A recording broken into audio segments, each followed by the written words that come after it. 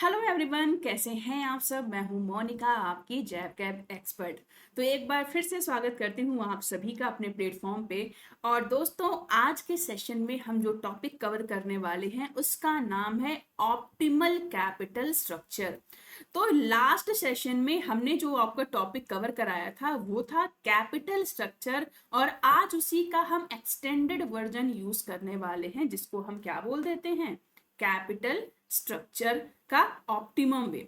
तो ये optimal capital structure क्या होता है, आज के सेशन में हम यही पढ़ने वाले हैं। अब ध्यान दीजिएगा, जब हम कैपिटल स्ट्रक्चर पढ़ रहे थे लास्ट सेशन में, तो कैपिटल स्ट्रक्चर में हमने क्या पढ़ा कि भाई अगर हम कोई भी बिजनेस कर रहे हैं, फॉर एग्जाम्पल एबीसी लिमिटेड, तो अब बिजनेस करने के लिए हमें चाहिए पैसा यानी कि कैपिटल।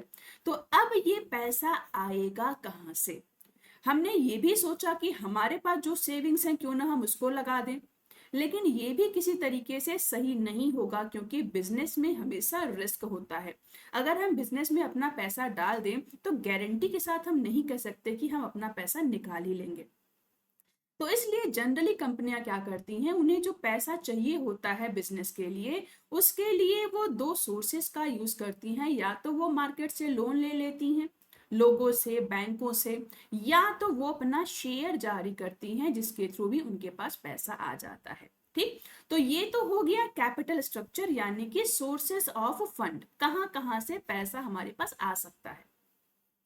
अब यहां पे एक वर्ड और ऐड हो जाता है, ऑप्टिमल कैपिटल स्ट्रक्चर। ठीक है, हमने याद कीजिएगा लास्ट सेशन में ये भी बताया था कि कैपिटल स्ट्रक्चर कुछ और नहीं बल्कि डेट और इक्विटी का एक मिक्सअप या कॉम्बिनेशन होता है। क्या होता है, डेट और इक्विटी का एक मिक्सअप या कॉम्बिनेशन। फॉर एग्जाम्पल, अगर हमें 100 करोड़ रुपए चाहिए, ठीक है, तो अब क्वेश्चन ये उठता है कि ये 100 करोड़ की व्यवस्था हम कहाँ से करेंगे। हम ये पैसे डेट से लें या इक्विटी से लें, चॉइसेस तो दोनों ही है। तो अब जब हम रेशियो डिसाइड कर रहे होते हैं कि कितना डेट लें कितना इक्विटी लें, तब उस केस में हम एक ऑप्टिमल कैपिटल स्ट्रक्चर चूज करते हैं, यानी कि डेट और इक्विटी का एक परफेक्ट कॉम्बिनेशन हमें लेना है, और ऐसा कॉम्बिनेशन लेना है जिससे कि हमारी कॉस्ट जो है वो कम से कम आए, और इसके साथ साथ कंपनी की जो वैल्यू है वो अधिक से अधिक हो। तो दो केसेस मैंने बोले कि ऑप्टिमल कैपिटल स्ट्रक्चर में हम ये देखते हैं कि जिन भी सोर्सेस से हम फंड रेज करें, हमारी जो कॉस्ट है वो कम से कम आए, और फर्म की जो वैल्यू है वो अधिक से अधिक हो। अब दोस्तों, कॉस्ट और वैल्यू ये दोनों एक दूसरे से इनडायरेक्ट रिलेशन रखते हैं, यानी जब जब कॉस्ट कम होगा तभी फर्म की वैल्यू या प्रॉफिटेबिलिटी बढ़ेगी। जैसे ही कॉस्ट अगर बढ़ा, वैसे ही वैल्यू को क्या करेगा, ये घटा देगा। तो ये क्वेश्चन भी आपका बनता है रिलेशन कॉस्ट और वैल्यू के बीच में। अब ये कॉस्ट क्या होती है, सोचिए दोस्तों। अगर मान लेते हैं कि आपने सोचा कि डेट ले लेते हैं, यानी बैंक से लोन ले लेते हैं, तो चलो ठीक है, लोन तो मिल जाएगा, लेकिन एक प्रॉब्लम ये है कि जब भी हम डेट लेंगे तो डेट पे हमारे ऊपर एक कॉस्ट भी आएगी, जिसको हम बोलते हैं इंटरेस्ट। हम बैंक से लोन लेने जाएंगे तो बैंक हमसे इंटरेस्ट चार्ज करेगा, तो जितना पैसा उधार लिया वो तो देना ही देना है, प्रिंसिपल अमाउंट प्लस उसके साथ हमें इंटरेस्ट भी देना है, वो हमारे ऊपर कॉस्ट बनती है। ठीक वैसे अगर हम सोचें कि शेयर से फंड रेज कर ले, तो इसमें भी हमारी कॉस्ट आएगी, और उस कॉस्ट को क्या बोल देते हैं हम, वो कॉस्ट होती है हमारी डिविडेंड। ठीक है, जो शेयर के बदले रिवॉर्ड हम देते हैं अपने शेयर होल्डर को। तो कहने का मतलब ये है कि चाहे हम डेट से पैसा कलेक्ट कर ले या इक्विटी से पैसा कलेक्ट कर ले, दोनों ही केस में हमारी कॉस्ट आएगी। तो कम कॉस्ट कहाँ आए, डेट में कम कॉस्ट आएगी या इक्विटी में आएगी, हम इसकी एनालिसिस करेंगे, और ओवरऑल हम अपने कैपिटल स्ट्रक्चर में उन्हीं सोर्सेस को ऐड करेंगे जिन पे कॉस्ट कम से कम आए। क्योंकि हमने पढ़ लिया कि कॉस्ट जितनी कम हमारी आएगी उतना ही हमारे फर्म की वैल्यू बढ़ेगी, और उतना ही शेयर होल्डर का वेल्थ हम मैक्सिमाइज कर पाएंगे। तो अब ये जो वेटेज हमने बोला कि भाई डेट और इक्विटी का वेटेज होना चाहिए, ये कुछ भी हो सकता है, इसका कोई स्टैंडर्ड या आइडियल रेशियो नहीं है।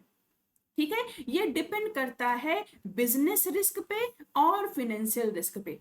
ठीक है, किस तरीके की कंपनी है, मैन्युफैक्चरिंग है, सर्विस है, कौन कौन सा रिस्क है, उन रिस्क फैक्टर के बेसिस पे हम ये अपना ऑप्टिमल कैपिटल स्ट्रक्चर सेट कर सकते हैं। अब देखो यहाँ डेट और इक्विटी का रेशियो 50-50 भी हो सकता है, 60-40 भी हो सकता है, 40-60 भी हो सकता है, 65-35 हो सकता है, या फिर आप अपने अकॉर्डिंग कुछ भी सेट कर सकते हैं। हमने बोला कि ऑप्टिमल कैपिटल स्ट्रक्चर कुछ भी हो सकता है। अगर हमें 100 करोड़ रुपए की जरूरत है तो डेट और इक्विटी का क्या रेशियो होगा, ये इसमें से कुछ भी हो सकता है। ये पूरी तरीके से डिपेंड करेगा किस टाइप की इंडस्ट्री है और कौन कौन सा रिस्क जुड़ा हुआ है। तो रिस्क को ध्यान में रखते हुए ही हम अपना कैपिटल स्ट्रक्चर डिसाइड कर सकते हैं। ठीक, कौन कौन से ऐसे फैक्टर हैं जो कैपिटल स्ट्रक्चर को अफेक्ट कर सकते हैं? तो उसके लिए पहली बात है क्या, कॉस्ट आ जाएगी। हम डेट लेंगे तो इंटरेस्ट देना पड़ेगा, हम इक्विटी जारी करेंगे तो हमें डिविडेंड देना पड़ेगा। तो कॉस्ट किसमें कम आ रही है ये ध्यान देना है। दूसरी बात, डिग्री ऑफ कंट्रोल। अगर हम शेयर जारी करते हैं दोस्तों, तो हमें पता है कि एक लिमिट के बाद अगर हम शेयर जारी करें तो हम अपने कंपनी से कंट्रोल खो बैठेंगे, क्योंकि शेयर जिसके हाथ में जाएगा उसी बंदे के पास कंपनी की कंट्रोलिंग पावर हो जाएगी। और हमें नहीं ये चाहिए कि भाई हम कंट्रोलिंग लूज कर दें। तो ऐसे केसेस में एक हद तक ही हम इक्विटी जारी करेंगे। फिर जब हमें लगता है कि मार्केट में ग्रोथ होने के चांसेस हैं, शेयर प्राइसेस बढ़ने के चांसेस हैं, तो ऐसे केसेस में ज्यादा रिटर्न लेने के लिए हम इक्विटी जारी कर सकते हैं। फिर गवर्नमेंट की पॉलिसी भी चेंज होती रहती है, जैसे ये आरबीआई की पॉलिसी हो गई, repo rate, reverse repo rate change हो गया, बाकी के पॉलिसी रेट्स चेंज हो गए। तो ऐसे में क्या हो गया, इंटरेस्ट सस्ता महंगा हो जाता है। तो डेट कब लेना है, जब हमें डेट पे कॉस्ट कम आए। ठीक है, ये सारे फैक्टर्स हैं जो कि कैपिटल स्ट्रक्चर को अफेक्ट करते हैं। उसके अलावा भी कई सारे फैक्टर हैं, जैसे business risk, sales growth, operating leverage, cash flow में स्टेबिलिटी, मैनेजमेंट स्टाइल, लेंडर का एटीट्यूड कैसा है, एसेट का स्ट्रक्चर कैसा है, इंडस्ट्री का नेचर कैसा है, कंपनी का टैक्स एक्सपोजर क्या है, मार्केट कंडीशन क्या है। ये सारे फैक्टर कहीं ना कहीं कंपनी के कैपिटल स्ट्रक्चर को अफेक्ट करते हैं। यानी इन सब फैक्टर को ध्यान में रखते हुए ही हमें डिसीजन लेना होता है कि हमें कैसा कैपिटल स्ट्रक्चर चूज करना है। अब देखो क्वेश्चन कैसा आ सकता है या आया हुआ है, the main aim of capital structure is to. कह रहे कैपिटल स्ट्रक्चर का मेन एम क्या है, या फिर इसी को हम ऐसे भी बोल सकते हैं कि भाई ऑप्टिमम कैपिटल स्ट्रक्चर कैसा होना चाहिए। तो हमने पढ़ लिया कि भाई ऑप्टिमल कैपिटल स्ट्रक्चर जब भी हम चूज कर रहे होते हैं तो एक परफेक्ट कॉम्बिनेशन लेते हैं डेट और इक्विटी का, और ऐसा कॉम्बिनेशन लेंगे जहां पे हमारी कॉस्ट कम से कम आए और हमारी जो रिटर्न है या वैल्यू है वो अधिक से अधिक आ जाए। तो ऑप्शन नंबर 1 देखिए, maximise owners return and minimise the cost of capital, यही हो जाएगा हमारा करेक्ट आंसर। ठीक है, अच्छा क्वेश्चन था। Next, capital structure is an optimal mix of which one of the following components, ये किन किन कंपोनेंट का एक ऑप्टिमल मिक्सअप है। ये भी हमने पढ़ा है, किन चीजों का मिक्सचर है, दो मेन कंपोनेंट होते हैं, एक होता है डेट और दूसरी होती है इक्विटी। तो ऑप्शन नंबर 2 यहाँ पे हमारा हो जाएगा करेक्ट। अब यहाँ पे डिटेल में भी पूछ सकता है, जैसे डेट में क्या क्या चीजें आएंगी। तो हमने हमेशा से ये पढ़ा है कि डेट अगर हम बोल रहे हैं तो हमेशा लॉन्ग टर्म ऑब्लिगेशन को हम कंसीडर करेंगे। यहाँ पे हम अपने शॉर्ट टर्म डेट को कभी भी इंक्लूड नहीं करेंगे कैपिटल स्ट्रक्चर में। ठीक है, और क्या क्वेश्चन बन सकते हैं, देखिए, which of the above factors helps to determine the capital structure of a firm। कौन कौन से ऐसे फैक्टर हैं जो कि किसी फर्म के कैपिटल स्ट्रक्चर को डिटरमिन करने में हेल्प करते हैं या फिर अफेक्ट करते हैं। हमने अभी पढ़ा क्या क्या हो सकता है, गवर्नमेंट पॉलिसी हो सकती है, डिग्री ऑफ कंट्रोल हो सकता है, कॉस्ट ऑफ कैपिटल हो सकता है। ठीक है, अब ये कॉस्ट ऑफ कैपिटल एक डिटेल टॉपिक है, ये हम किसी दिन आपको कवर कराएंगे।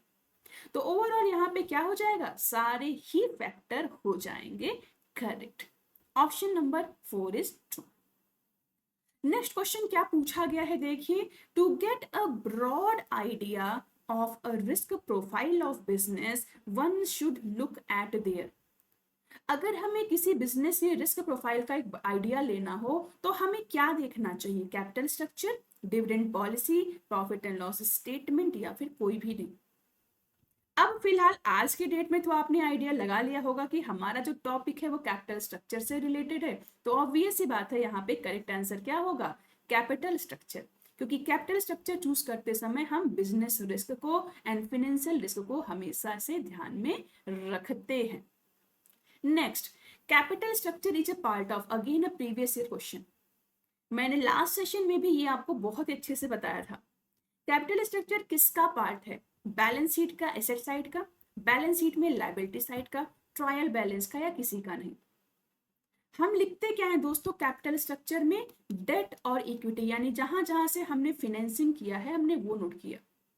तो आप चाहे लोन लो चाहे शेयर जारी करो, दोनों ही केस में ये आपकी लाइबिलिटी बनती है। क्यों? क्योंकि इसके बदले आपको कुछ और पे करना होता है, ये भी पे करना है, इसके साथ साथ आपके ऊपर एक्स्ट्रा कॉस्ट भी आती है, इसलिए ये आपकी लाइबिलिटी बनती है। लाइबिलिटी कहाँ नोट करते हैं, बैलेंस शीट में। तो करेक्ट आंसर क्या हो जाएगा, बैलेंस शीट के लाइबिलिटी साइड में।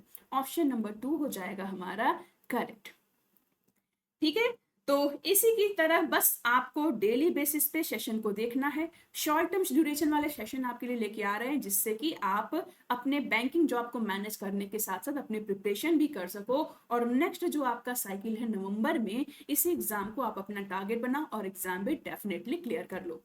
तो सभी लोग चैनल को फटाफट से सब्सक्राइब कर लो, जिससे कि बाकी सारे सेशन का नोटिफिकेशन आपको मिलता रहे।